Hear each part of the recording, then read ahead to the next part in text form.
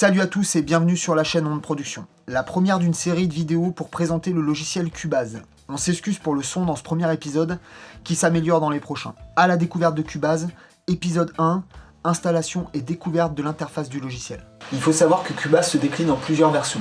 La version AI, qui est une version light, la version Element, la version Artist et la version Pro. À partir de la version Artist, une clé USB eLicenser sera nécessaire pour ouvrir le logiciel. Pour installer le logiciel Cubase, deux étapes. La première, c'est télécharger le logiciel directement depuis le Download Steinberg Assistant et ensuite installer le logiciel. La deuxième étape, ça va être d'activer la licence.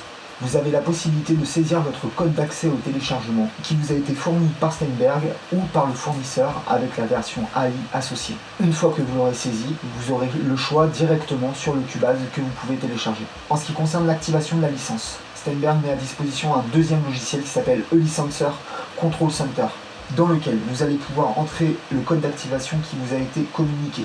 Le logiciel est installé, on peut démarrer Cubase.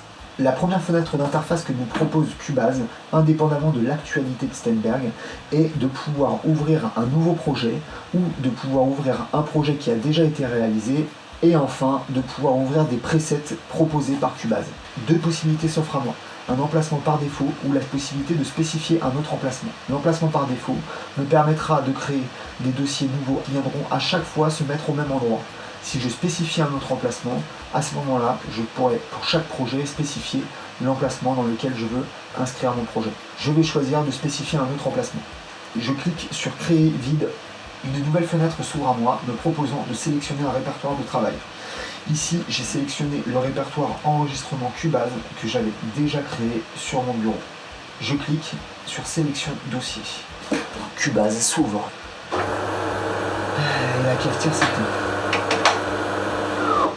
Avant de découvrir l'interface de Cubase, je vous propose de configurer notre carte son directement avec le logiciel. Avant de commencer tout projet, vous devez configurer le logiciel afin qu'il puisse reconnaître l'ensemble des pistes de votre interface audio ou carte son. On commence par aller dans Studio, configuration du studio.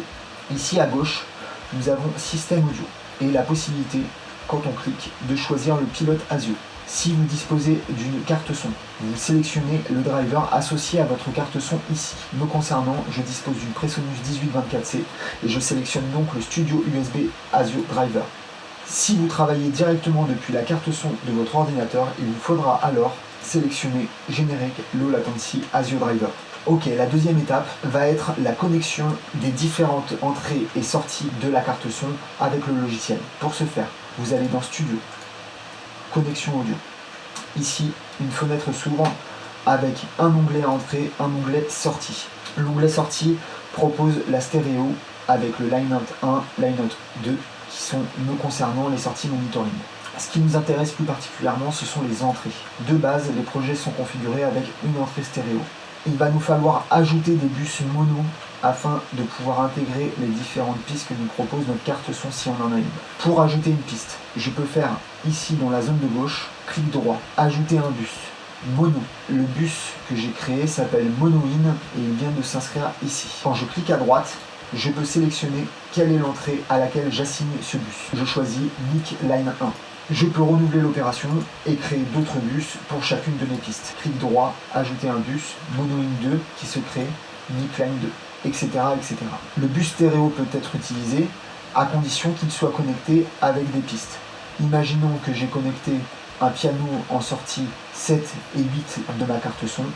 J'assignerai à ce moment-là à gauche la sortie 7, à droite la sortie 8. Voilà pour la configuration des connexions entre le logiciel et votre carte son. Maintenant, on va pouvoir passer à la découverte de l'interface de Cubase.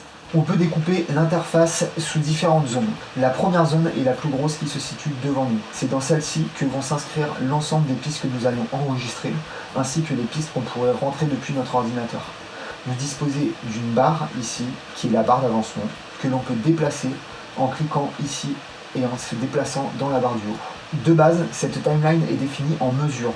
On peut changer ceci en cliquant ici en haut à droite sur la petite flèche et en inscrivant secondes. À ce moment-là, la timeline sera directement inscrite en secondes. Si je fais play, le temps va passer tranquillement. La deuxième zone se trouve ici en bas. C'est la zone de lecture, pause, enregistrement mise en boucle, mais aussi l'endroit où on peut définir le tempo de notre projet, ainsi que la configuration d'un clic que l'on peut activer ou désactiver en cliquant sur ce bouton. La troisième zone qui se situe ici est la zone d'entrée et de sortie. C'est dans celle-ci que nous allons créer les différentes pistes audio qui vont se superposer pour pouvoir plus tard enregistrer nos différents instruments. Une fois qu'elles ont été créées, se déclare une nouvelle zone à gauche qui nous permet de configurer chaque piste indépendamment et de lui assigner des effets. Quand on va sélectionner la piste ici, le menu à gauche sera différent. Audio 2, Audio 3. Les configurations que nous effectuerons seront appliquées seulement à la piste sélectionnée. C'est d'ailleurs à cet endroit que l'on va pouvoir configurer l'entrée ici et sélectionner les différents bus que nous avons créés afin que chaque piste enregistre une entrée différente de notre carte son. La zone suivante est la zone de transport qui se situe en haut. Elle nous permet d'accéder aux outils de base indispensables proposés par Cubase. On retrouvera tout un tas d'outils comme outils de sélection ou de cut que je développerai dans un prochain épisode. Pour finir, je voulais vous présenter la console de mix que vous pourrez trouver directement ici dans Studio, Mix Console ou en cliquant sur F3. Elle vous ouvre une nouvelle page avec la console de mix et les différentes pistes et bus ainsi que le stéréo out que vous retrouverez ici afin de pouvoir assigner des effets sur chacune et d'avoir une visibilité globale. À la découverte de Cubase, mon premier enregistrement, ce premier épisode est terminé. Laissez vos retours en commentaire, abonnez-vous à la chaîne. On remercie tous les tipeurs, les gens qui soutiennent notre projet en likant ou en partageant nos contenus. Moi je vous dis rendez-vous au prochain épisode. À bientôt sur votre longueur d'onde.